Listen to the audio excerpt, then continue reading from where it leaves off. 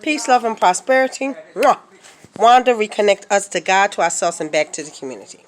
So I am going to try to edit a small portion of a video that I took of the table. So part of reconnect us reconnects us to us. So what does that mean? That means that there's a part of us that gets lost because of life. There's a part of us that gets bogged down because of life situations. And we focus so much on either being a support to people or other people's lives or trying to direct and guide and help our children and, life. Life. We lose the things that we love to do. We lose who we really are and what we really love to do. So that's the portion of reconnect us. It's helping women to identify with the things that they absolutely love. To help women identify with the things that they enjoy. To help women identify to who they truly are. Because life happens. We get tied down with our husbands and our dreams and our aspirations kind of go on the back burner. The things that we want to do in life go on the back burner. Well, I'm here to say, at 56, it's never too late, it's never too late, it's never too late, it's never too late that we can keep going. You're not too old to live out your dreams. You're not too old to begin to do things that you enjoy to do. But you are too old, Wanda, to be making criminal-minded decisions. Okay? You are too old to be making negative decisions. Like there's a time when we just got to grow up. Remember, I'm talking to me. I'm talking to me. It's time for me to grow up and begin to do things to walk in prosperity, to walk in positivity, to begin to let go of those old things that bogged me down and had me trapped, going to state penitentiary to state penitentiary. Okay? And I had a wonderful conversation with my sister today. And one of the things we talked about, or I talked about, because I probably did most of the talking, she did most of the listening, and that's because I needed somebody to listen to me today. Like I went through my whole depression scene, like I shut the door and let nobody in, like leave me alone. Like you knock on my door, you might hear this, woof, woof. Like that's how I was coming. I was coming just like that. Okay? But one of the things that we talked about was that I will continue to tell my story. What is my story? My story is I made decisions that cost me 11 years of going in and out of the penal system. Like that's a lot of time. That's a lot of time. But there are women who serve much longer than that. And I believe that we have a commitment not only first to our God, to ourselves, and to others, to be the best that we can be. So that we can show society that, okay, yeah, my number was OS 2978. Yeah. Like they're not on OS no more. They're on like PA. Like the numbers are like crazy. But I'm no longer OS 2978. Like I'm no longer an inmate number. So I represent every woman that's sitting in Muncie, every woman that's sitting in Cambridge Springs, every woman that's sitting in RCF. Like I did my time in RCF, okay? Alright? Like I was a block rep on on Unit H. Unit H, yeah. Anyway, that was just a little bit too much drama. But I represent each woman that's at Bucks County, Montgomery County, George W. Hill, RCF. Because, see, when it's time for women to go to court, right? Like, we don't want to be standing there in line in front of a judge. Your Honor, I'm going to do everything that I can do to be a productive member of society.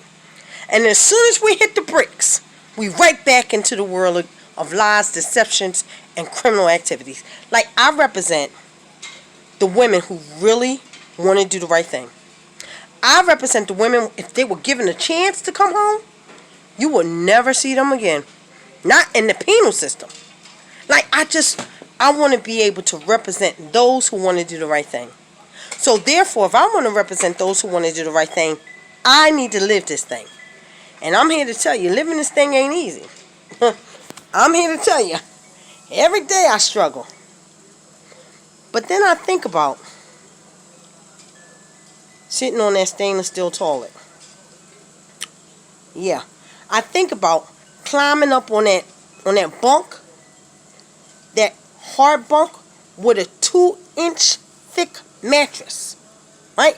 I think about the control, population control inside the prison where they turn that air conditioner, right? They turn it down to like 30 degrees. And it's 10 outside. And it gets so cold in there, people don't come out their cells. Why? Because it's too damn cold. So they go in their cells, go underneath the covers, and they stay in their cells because it's too damn cold. That's how they control the population. When they don't want a lot of inmates out, they know exactly what to do. Okay? So there's certain little things they used to do, but I'm not there anymore. That's not my issue anymore, but it is my issue. Because I have sisters still behind. Like, they may not be coming home right now, but I know that a lot of them are still suffering behind them walls. So, part of what I'm doing now is I'm reconnecting me to me so that I don't have to go back to Muncie. I don't have to go back to Cambridge Springs. I don't have to go back to RCF. Like, I spent time in prison. Like, I spent significant time. Years. So that means that my thinking has to change. In order for my thinking to change, I got to do something different. So what I choose to do is I choose to replace negativity with art. Like, I choose to do that. Now, negativity is always right there for us. But I try to make a conscious decision that if I pour myself into my art, I'm not going back. I'm not going back. I'm not going back. I've been home for 3 years now. Like, if anybody knows me, that's a miracle all by itself. Like, I remember parole violations, right? I remember committing crimes. And my parole officer say, you know you're going back up. I say, yeah, I know I'm going back up. OS 2978, I know I'm going back up. Because there was no fear for prison. Like I tell people, streets. Like these streets right here, people that's on the streets are the same people that's in the penal system. They're the same people. One lady said to me, you ain't scared? Scared of what? They're the same people. Okay, so somebody accidentally killed somebody. Like, I'm sure her one of the sisters' mindset was not, I'm going to fucking kill this nigga. No, she wanted to do what she had to do to protect herself. And in that event, somebody passed. Okay? There's people who did premeditate it. You know, but we don't know people's situation. We don't know people. But we have so much judgment that comes on us. You know? She's an ex-felon. We can't trust her. Oh my God, sister, you did time? Well, let me give you a hug anyway. Like, somebody say that to me. Like somebody say that to me. Like, I said, I'm just coming home. Oh, well, let me give you a hug anyway. I was like, what's the anyway? Like, what's the anyway? But I understand that some folk just don't know what to say. You tell them you did 11 years in prison, they don't know what to say. You know? Because you don't fit the role, you don't fit the mold of what an inmate looks like. What does an inmate look like? What does a drug addict look like? What does an alcoholic look like? What does a pedophile look like? Come on. Like, we got to stop putting labels on people and thinking that we know somebody according to what we see with our eyes. Because you don't. You don't. Like, when I was in prison, this was something I live by. Live by. Believe none of what you hear and half of what you see. Think about that for a second. Believe none of what you hear and half of what you see. Because you're really not seeing what you think you see. Okay? So, this was just a short video on us. I got a little passionate. Got no aggressive on that because I have a passion for women in prison. Like that's what reconnect us, reconnecting women to God, to themselves, and back to the community is all about. Smashing stereotypes. Smashing what people think they know about other people. Destroying myths. Once a criminal, always a criminal. Like listen, reconnect us is going to tear that myth down. It's going to tear that myth down behind what you think you know about people that serve prison time. Yeah. I'm here. I said it. We're going to smash the myths. Anyway, I started off by telling you about this table that I made. So the table, I bit off more than I chew, family. I did. But I'm going to show you the table one last time. Show you the table. You ready? You ready? So I got this table out the trash. What I did is I painted it. Right?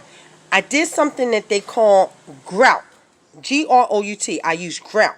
So I laid the grout out. Once I laid it. Now listen, there's a couple of steps that was not needed. Okay? Like, for real, the next thing I do, I'm not laying no damn grout. That shit was hard. I'm not laying no damn grout. Okay? I'm just going to lay down the broken glass and I'm going to put the resin over top. But I'm going to let you see what it turned out and I'm not finished. Alright? So don't be putting no comments and all that stuff. I'm not finished. So this is what it looks like. Okay? So the grout is this shiny. It looks like glass, like water. This shit is smooth, right? And this is the part that's not done. Okay? Wait, let me see if I can get a better angle. Okay, so all this isn't done. Like if you run your hand across, you're going to get cut. Alright? But this part is done. Alright? So what I'm going to do is I'm going to lay down another layer of resin. Once I put that other layer of resin, it's going to take care of this part, like right around the edges. Okay? And it's going to take care of this part. Alright? So we're saying all that to say, I spoke about prison. I spoke about me doing prison time. I spoke about smashing myths and beliefs that people think they know about women in prison and what they think they know about people that come home from prison. Okay? Like I said, I've been home 3 years. That's a miracle for me. Like, I always went back on parole violations. You understand what I'm saying? Like, because anything we did, they sent our ass back. Okay? Like, if I jaywalked, and my probation officer found out, you going back. Wanda, you broke the law. You jaywalked. Okay? You got to go back. You got to face a judge. Jaywalking is illegal.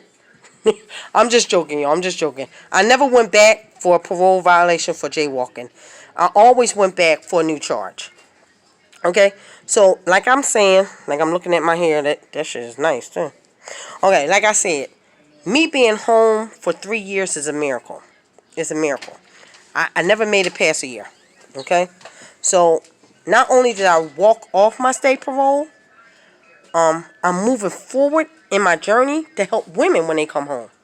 So, a lot of the women that I'm talking to are coming out of the state penitentiary. A lot of women that I support comes out of state penitentiary. So, as I build up the call on my life, which is Reconnect Us, then prayerfully I get the funds to be able to help more women. But that was the table. Reconnect Us reconnects women to God, to themselves, and back to the community. Being reconnected to us is the portion that I'm giving you today. Okay? So there's a lot of things that comes with us. Education, learning to think different, learning to prepare ourselves for what's coming at us, and doing things that we enjoy. So that's all part of us. I'm going to outline it. I'm going to put it on paper so that you can actually follow me and see what I'm saying. Okay? So, I'm Wanda. Reconnect us to God, to ourselves, back into the community. Peace, blessings, and prosperity. Until the next video. Mwah.